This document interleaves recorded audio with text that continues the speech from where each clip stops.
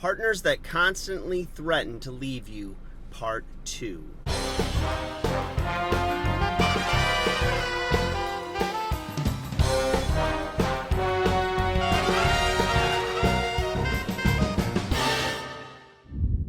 Hey guys, welcome back to 5nothing100nothing.com. I am Fugget, and that stands for the fittest underdog guru using intelligent tactics. Guys, today I want to talk to you about somebody who wrote in and they had shared their story with me, and I thought I'd share it with you. It was with her permission, and I think it'll help some of you ladies out. And guys, it'll help you to not make these mistakes so that you continue to romance, swoon, and charm the ladies. All right, guys, just to sum it up, this female is 21 years old, and she's always wanted to gain weight. And the thing is that I didn't really understand this, but she has a goal to gain a certain amount of weight by the time she's 25. She thinks she'll reach her goal weight by 25, okay? So I know some of you are going, oh, must be nice to have that problem. Can't gain weight, but hey, we all have a cross to bear. So that's her. She's, again, 21, trying to gain weight. So she's little by little putting on weight, okay? So her boyfriend has basically given her an ultimatum that if she doesn't gain 8 pounds by the time she's 23, that he's leaving, okay? He also threatens to leave her if she cuts her hair, because she wants to cut her hair for whatever reason. It's something she's wanted to do, and he likes her hair longer, and so that for him is a deal breaker, okay? The other thing that she expressed in this letter was that she knows that she's not his ideal type.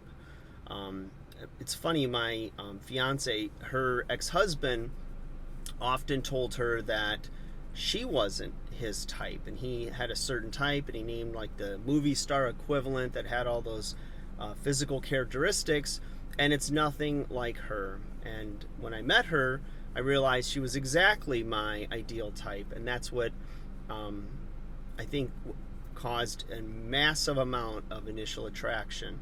So you want to be with somebody who you feel really wants you, not only loves you and, either provides for you or, whether that's, financially or emotionally, whatever, but you want someone that also desires you and finds you very attractive. So it's interesting because she also said in this, and this is a very common sign of abuse or control, is that he'll threaten to leave her, but he also doesn't leave her alone. So my take is that she didn't really say if she backs off from their relationship or backs off from hanging out with him, but I take it as that's probably the case. And then when he fears he's losing her, he runs back to her. It could be taken that way. It could also be that he's just always on her. Maybe he's insecure. He wants her like he wants her? Maybe he feels like he's losing, like I said, control or his grip if she's making certain decisions for herself, like how much she should weigh, or if she should cut her hair or grow her hair or whatever. But, there's certain things that I understand, like if somebody has abuse issues of substances or really bad habits that are going to affect your life and they're deal breakers for you, I understand getting away from it. But also, I do think that there's little things that aren't really big picture problems that people will clamp onto for whatever reason, right? It's usually something within themselves that needs to be worked on or dealt with, okay? What's interesting is that she also said that if he leaves, she'll be relieved.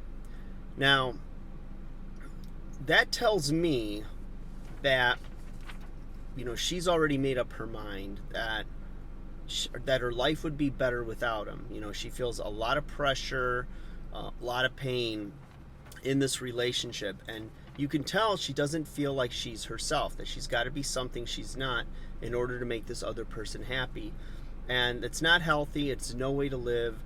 The world has, billions of people that you could meet and build a life with. And while it's rare to find two people that are attracted to each other and can make it work, sometimes we all fall into sunk cost fallacy, which is when you put a lot of time into a relationship and you're really invested in it, you instead of cutting your losses when things are going sideways or south real fast, you tend to stick in there because it's, number one, familiar. It's what you know. Maybe it's based on a little bit of insecurity of the fear of the unknown of the future. Are you going to meet somebody again? How is your life going to be without this person? And the thing is that oftentimes it takes it getting really bad before people walk away. And even then, they still have attachment issues and find themselves falling back into the trap of, oh, I'll just go out with them once. I'll just sleep with them again once. It's something to do. I have nothing to do on this night. This used to be our routine. It's good to have somebody there till something better comes along. All of these things, And the truth is, if it's not going to work and there's deal breakers that, you're just not going to agree on, then it's best to part ways, as soon as possible, because if these issues can't be worked on or dealt with, then, it's really dead in the water. So she also says that she'll be relieved when he leaves and she'll cut her hair. So cutting her hair is obviously something very important to her. She wants to do it, regardless if he's in her life. But, you shouldn't keep the hair, longer or whatever, just because he wants you to. There's a lot of things about you it seems like he's not really accepting, or things you want to do, or who you are today. And, it makes it very difficult, because your self-esteem is going to wane too. It's hard. She said this too. Now, this is the last part she said, and I'll just quote her from here. I was paraphrasing earlier, but she said, "It's hard dating a guy who blatantly makes you feel like he's settled. I don't need this kind of drama. I want peace of mind." And it's obvious that, you're checked out of this relationship.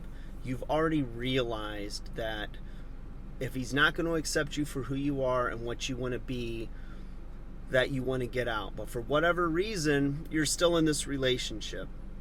And I think you just need to basically have a good sit down with him and say, I'm not going to continue this relationship on your terms. I'm not going to consistently or constantly battle this tug of war of wills of doing what you want to please you versus what I want for myself.